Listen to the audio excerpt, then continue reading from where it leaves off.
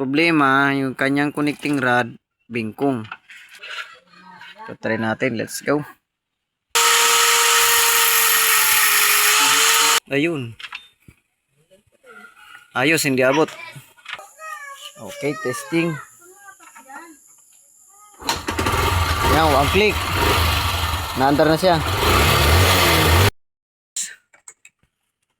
Ito yung tinawid ng ilog. Abot dito ang tubig daw. Yan. Hindi na umandar pagkatawid pero nagamit pa siya. Pagtawid lang ng ilog ay nilubog pero pinatay yung susian. Tinawid siya ng patay ang makina. Pero mainit ang loob ng makina kasi galing sa gamit. Tinubog ng tubig. Ito nangyari sa connecting rod. Charan, bingkong.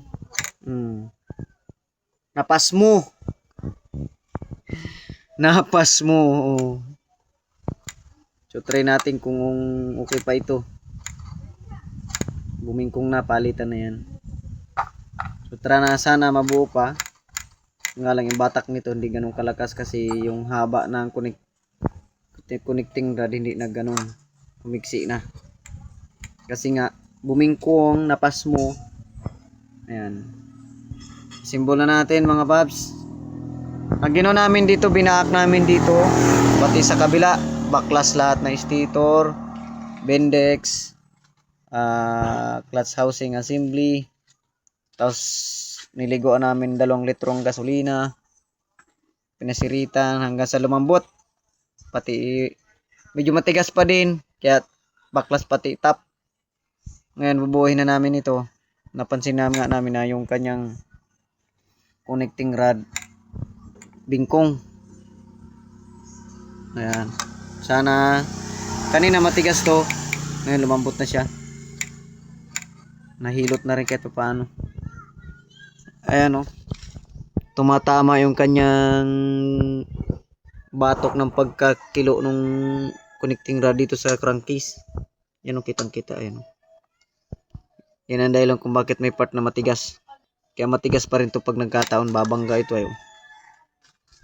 Napas mo ang connecting rod. Baliko. Okay. Let's go, assemble kung makatakbo pa. Ayan mga paps, oh. Bingkong. Layo. Ito yung gitna niya, no? Bingkong siya. Napas mo. Nabangga itong likod dito. Yan, napas mo. Ayan mga paps, nakikikir na siya, malambot na oh. Ayan. Kahit kamayin mo malambot oh.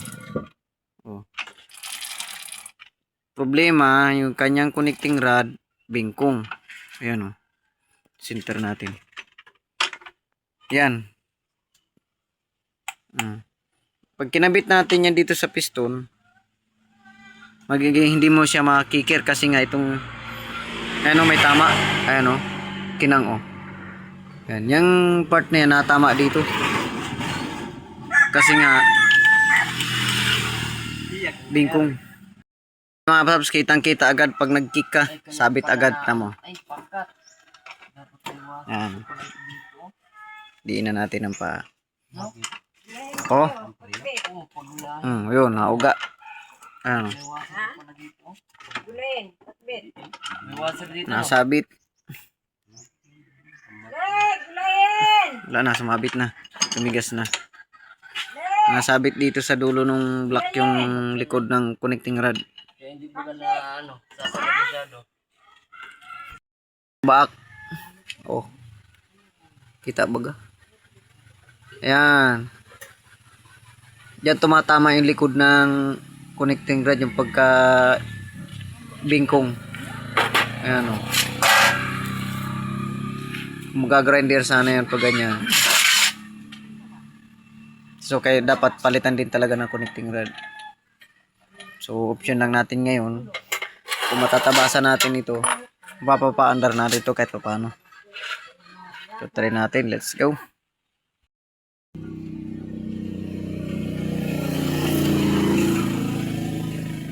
Yan, tabasan na natin.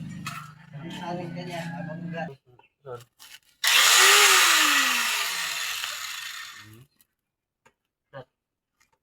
Let's go pala.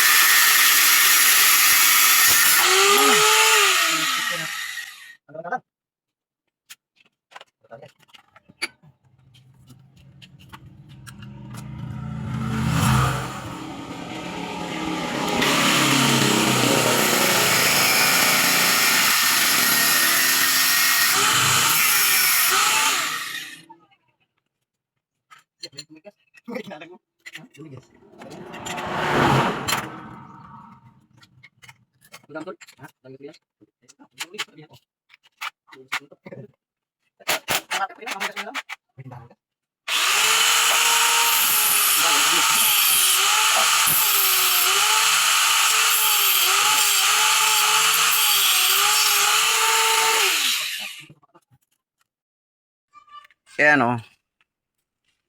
Wala na Prinus Crystal sa una.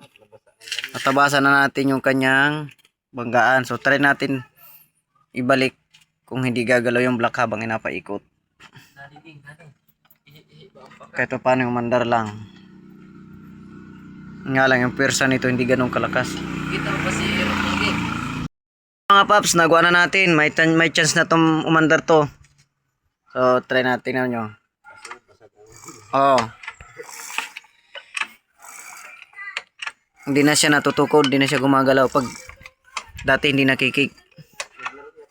So, check na lang natin yung lower niya kung hindi umaabot to sa ating tinabas para check lang natin. So pinaka lower ng ating piston. So check upper, pinaka lower. Kailangan yung tinabas natin ay hindi aabot. Ayun. Ayos, hindi abot. Wala kayo nakitang butas.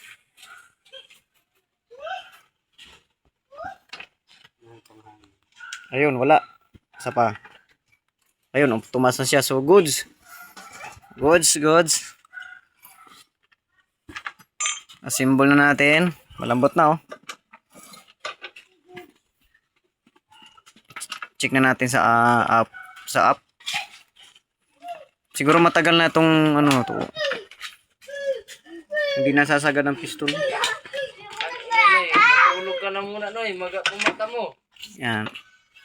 I-assemble na natin mga paps. So, update na lang pag nabuo kung I'm sure na mapapaandar natin to mga paps. Kasi hindi na bumabangga yung connecting rod. Kahit bingkong mapapaandar natin to. Okay, let's go. Paps, tapos na yung ginawa nating motor. Yung bingkong ang connecting rod. So, testing natin. Yan. Buhay na. Nasusi na. Okay, testing. Yan, one click. Naandar na siya.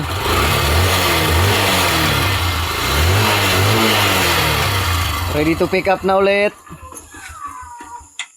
Ang ginawa lang natin dito ay yung inasabitan na connecting rod na bingkong, yung sa block, yung buntot niya, yung may tama, yung may biyak na pinakita natin sa video, yun ang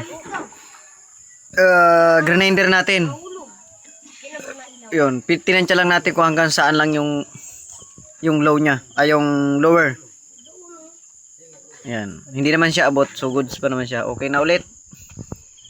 Pwede na ulit ilusong sa baha. Tapos paglinis namin ng so pugak-pugak kasi yung takbo, yung under niya.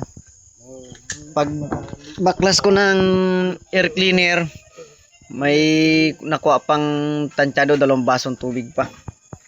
So yung tubig pumasok sa air cleaner, diretso to sa breather ito.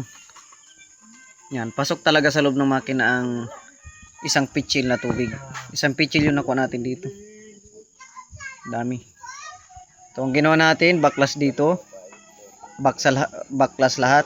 Stator bill hanggang Bendix drive. So wala naman doon yung tigas. Baklas din sa kabila. Magbaklas din ng clutch housing. Lahat binaklas doon. Matigas pa din. Nag-blacklas tayo dito sa ibabaw, matigas pa din. Ibig sabihin, malambot, walang problema dito, walang problema dito, walang problema sa may kabila. Ang problema natin nakita is connecting rod bingkong tumatama dito sa block, sa may pinakang lower ng block. May biyak na nga eh. Yun ang dahilan. Yun, grinder lang natin kasi yung connecting rod gano na. Nakabingkong na ng ganun. Yung gilikod niya tumatama dito sa ibaba ng lower ng ating block number. Kaya ito mga paps ay medyo bingkong na yung kanyang connecting rod pero gumagana pa naman siya. Siyempre yung performance na malakas sa batak medyo mababawasan kasi yung combustion, yung pagsabog niya, so hindi sagad sa taas, so yung tulak medyo konti yung walang persa. So nangyari dito ay napasma yung kanya connecting rod. Mainit yung makina, mainit yung connecting rod, pati lang islat, mainit. Inilusong sa baha. Nung napasokan ng tubig, yun. Nabingkong yung kanya connecting rod. Yun lang mga paps, pero okay na siya ngayon. Goods na. Ayan, goods na ito mga paps. Pwede nang kunin. Ayan, one click.